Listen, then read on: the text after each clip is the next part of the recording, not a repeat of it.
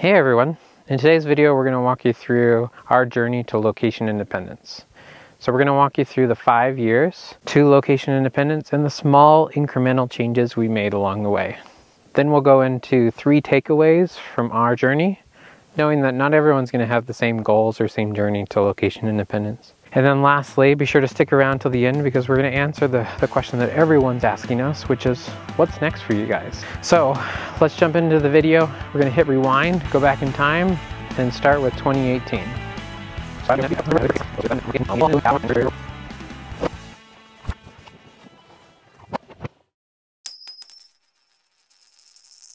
Our journey to location independence didn't happen overnight.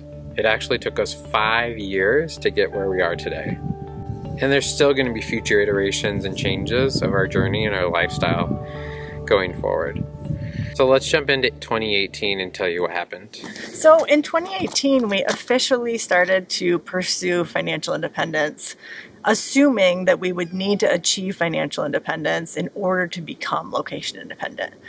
But we knew that we weren't going to be able to take the traditional FIRE path because I was currently at the time in a toxic job that was really impacting my mental health.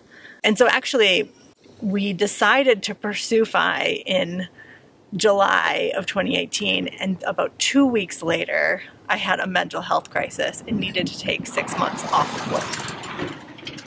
We originally assumed that having the mental health crisis and taking 6 months off of work was going to have a tremendous impact on our financial independence goals. But it actually didn't, and we ended up saving about 57% of our income that year, partially because I was able to receive a short-term disability payment, as well as we just happened to spend a lot less money when I was a lot less stressed out.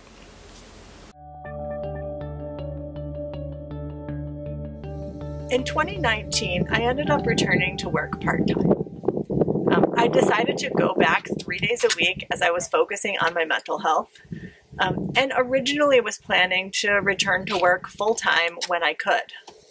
Over time, we realized that life was so much better when I could work less. So instead of increasing my hours when I had the opportunity to, I decided to continue working 3 days a week. And even with just working part-time, we were able to save 56% of our income.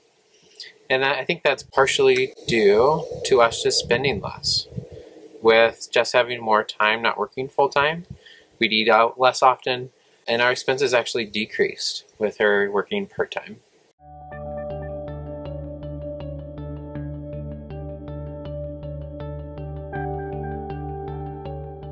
In 2020, I realized that my mental health had improved so much that I had excess time and energy, so I decided to start a business on the side of my part-time job.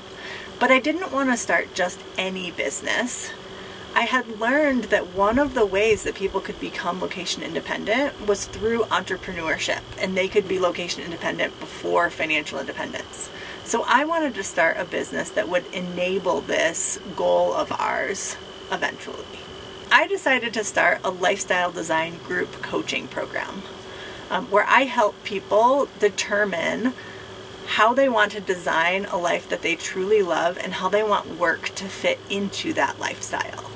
I launched my first group in the summer of 2020, and the business took off from there. Given the fact that Corey increased his income at his day job and I increased my income on the side, we actually saved 63% of our income that year.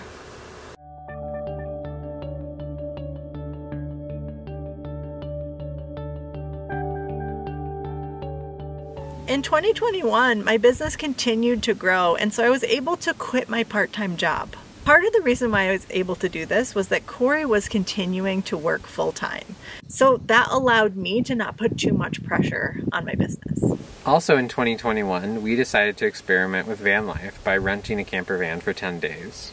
We didn't know if we would like living in a camper van, so we decided to test it out for 10 days, and what we found out is that we loved it. So when we got back from our trip, we decided that we wanted to commit to van life and buy and convert our own camper van.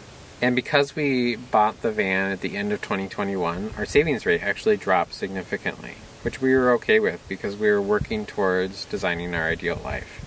So in 2021, we actually saved 23% of our income.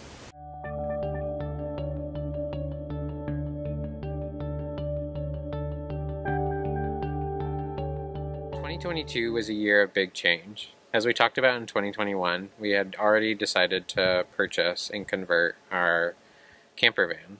And so in the beginning of 2022, we got the cargo van and then handed it off to the van builder to convert it. Once we got the van in early June, we decided to take it for 3 weeks up to explore maritime Canada. And it was on this trip that we confirmed that we wanted to spend long periods of time out on the road. And in order to make that happen, that would mean taking a break or quitting my job so that we could have a more flexible location. So I debated for a long time whether I should take a sabbatical, which wasn't really a thing at my work, or if I wanted to quit my job.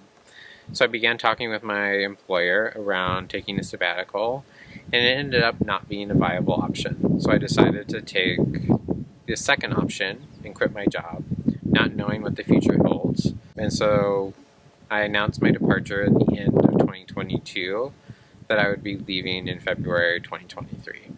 So as we talked about in the last video, there's a number of things that gave me the confidence to leave my job. The first thing that gave me confidence is that we had been saving aggressively for many years. So we had built up a emergency fund and a cash runway. Second thing is that, as Jess was just talking about in prior years, she had built a business that was generating significant income that almost covered all of our expenses. And so we weren't starting from scratch. And so even though I don't know what the future holds for me, I could make this leap of faith knowing that we had a couple of safety nets.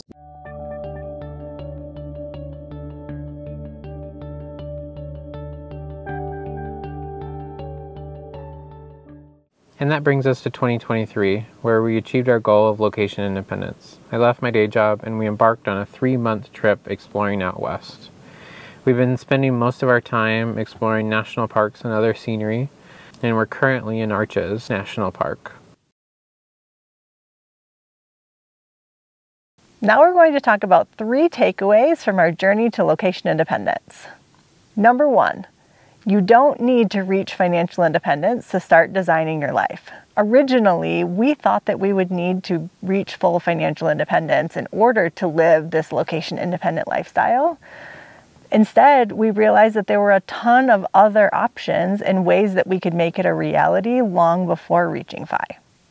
The second takeaway is that financial freedom isn't all or nothing. Every dollar you save and invest can provide more freedom along your journey. And a perfect example of this is that I was able to leave my job well before we reached financial independence. Our third key takeaway is that big change happens through small experiments. So we didn't just one day decide to quit our jobs and go live in a van.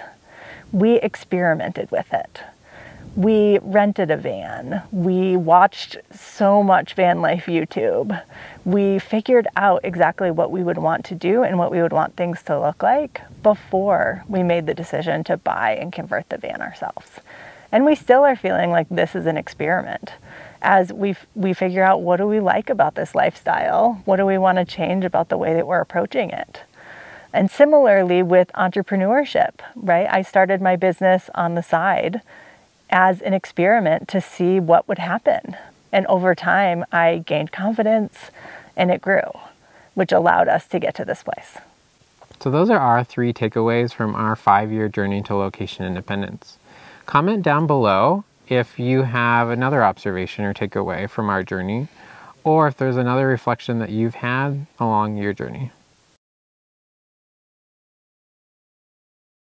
So that brings us to the question that everyone's been asking us. What's next for you guys?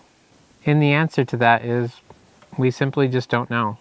We're still experimenting, as Jess was just saying, and we're trying to figure out what the future holds for us. We're taking it day by day, week by week, month by month, and year by year. For example, we were just talking about what we should be doing next year, and we decided that we weren't going to start scheduling anything until the summer after this trip was over. If you like this recap of our 5-year path to location independence, hit the like button, subscribe to the channel if you aren't already subscribed, and thanks for watching, and enjoy the journey.